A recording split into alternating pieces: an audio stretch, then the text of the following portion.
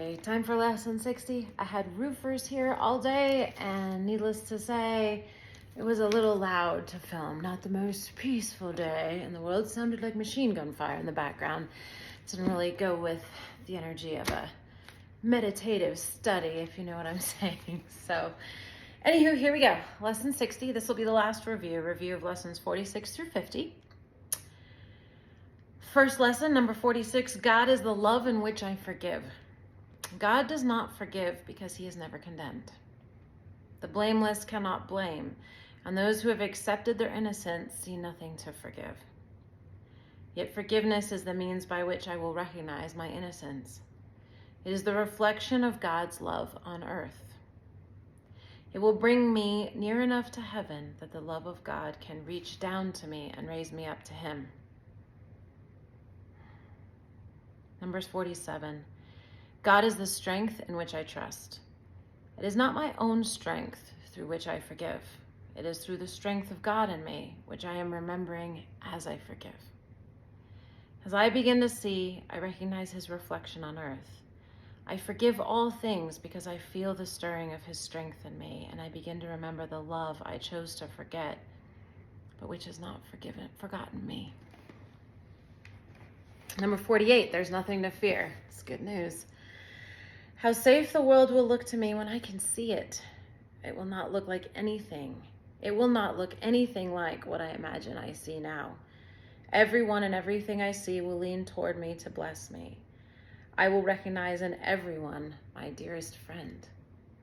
What could there be to fear in a world that I have forgiven and that has forgiven me? Number 49, God's voice speaks to me all through the day. There's not a moment in which God's voice ceases to call on my forgiveness to save me. There is not a moment in which his voice fails to direct my thoughts, guide my actions, and lead my feet. I am walking steadily on towards truth. There is nowhere else I can go because God's voice is the only voice and the only guide that has been given to his Son. I always like to think of the word son as S-U-N, by the way. Since this is all about light and it being God's son, I don't think of a male child. I actually think of a bright light, like an S-U-N, sun. Number 50, I am sustained by the love of God. As I listen to God's voice, I am sustained by his love. As I open my eyes, his love lights up the world for me to see. As I forgive, his love reminds me that his Son is sinless. And as I look upon the world with the vision he has given me, I remember that I am his son. It also helps me to think of this when I start to think of God as sort of a force that's asleep in my imagination. And I want to wake up this force in my imagination to shine its light of love on everything that I'm thinking about.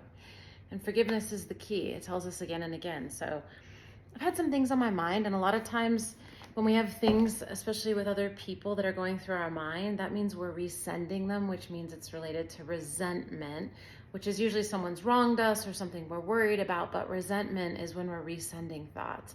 I know there's a few people in my life I'm a little worried about, a little situation that keep resending. I think that's a perfect time to practice forgiveness. So that's a big thing here, is practicing forgiveness. Anything that passes through your space, if it doesn't feel 100% good, let's just focus on releasing it and saying, I forgive this. I forgive so-and-so. I forgive the situation. I forgive my boss. I forgive my job. I forgive that driver. I forgive the grocery store for pricing it that way, and just releasing it and starting to practice a flow of forgiveness anytime a thought comes up that's a little sticky.